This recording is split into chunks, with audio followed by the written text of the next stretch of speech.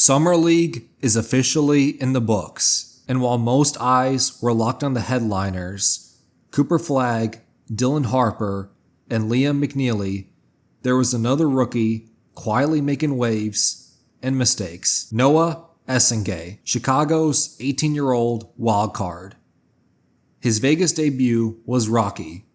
His follow-up was encouraging. And his long-term projection, that's where things get really interesting. He's raw, rangy, and the second youngest player in the entire draft. And while he didn't dominate Summer League, he might have shown just enough to justify the hype. So today, we're breaking down Noah Essengay's first NBA impressions, what we learned from Vegas, and why the Bulls may have walked away from this draft with the biggest long-term swing in the lottery. It came down to a coin flip, Dallas or Chicago. Who would get the slightly better odds in the Cooper Flagg sweepstakes? Both teams ended with the same record. Both had a shot at the number one pick, but that 1.8% versus 1.7% difference, that 0.1% was all it took. Dallas won the toss, and Chicago fell to pick number 12. And while the Bulls missed out on the generational prize in Cooper Flagg, they walked away with Noah Essengay, a rangy forward from France with a motor that doesn't stop and a skill set still being written in real time. First off, the physical profile jumps off the page. Essengay stands 6'10" with a 7-foot wingspan and a 9-foot stand-in reach. That's near center-size length in the body of a wing. He's long, fluid, and athletic, but what separates him is how well he moves. His hips are flexible, his strides are smooth, and he's got real twitch. Not just fast for his size, fast, period. Offensively, he's not a polished product yet, but he thrives in transition. Give him a lane, and he's a freight train. Whether he's sprinting ahead or trailing for a dunk, he puts constant pressure on the rim. He's also a smart cutter who times his slashes perfectly, a great fit alongside guards like Josh Giddey and Kobe White. But don't expect him to create his own shot. He's not a guy you can hand the ball to say, go get us a bucket. He shot under 25% from 3 in pro play, and his mechanics still need smoothing out. The base is stiff, the shot prep is slow, and his balance can be off. But there's touch. If he gets to around 35% from 3, his value skyrockets. On defense, Essengay has all the tools to become a defensive nightmare.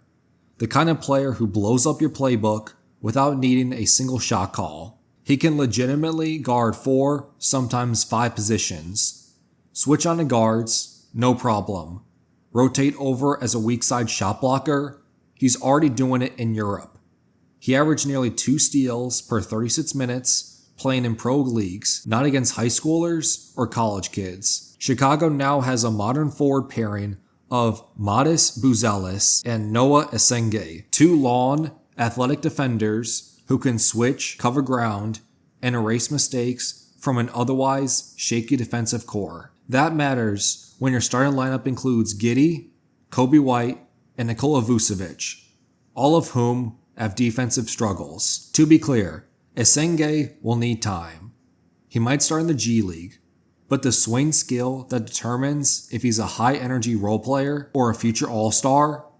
The jumper. If he develops into a 35% three-point shooter, suddenly you're looking at a 6'10" two-way forward who can defend across positions, score in transition, attack closeouts, and space the floor. A Pascal Siakam archetype. Let's start with his Summer League debut. And yeah, it was rough. The Bulls got steamrolled by Toronto, 116-72. They coughed up 33 turnovers, and Essengay looked like a freshman stuck on varsity. 5 points, 3 rebounds, 3 steals, a block, and 7 turnovers. He shot 2 of 7 from the field, and had a minus 32 in under 25 minutes.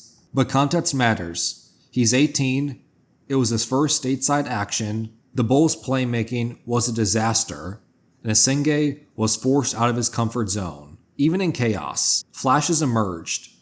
Both field goals came off assists, a transition dunk, and a clean left wing 3, and his length was hard to miss. 3 steals, several altered shots. He looked every bit of 6'10", maybe even taller. But he also looked every bit of 194 pounds.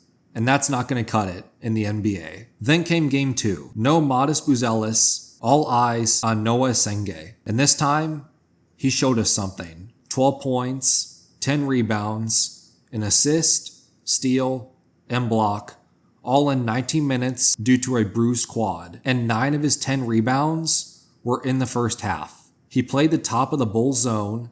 He showed more energy, presence, and engagement. He looked like he belonged. The shooting still isn't there.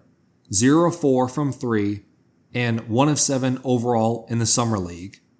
And the lack of physicality is still glaring. But it was a good bounce back. The Bulls didn't get Cooper Flagg. That dream was dashed by the tiniest of odds.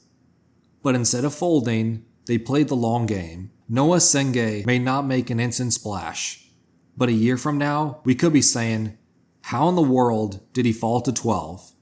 And maybe, just maybe, that coin flip won't hurt quite as much. If you like this breakdown, be sure to like and subscribe, and drop a comment. Did the Bulls get a steal at 12, or should they have gone in another direction?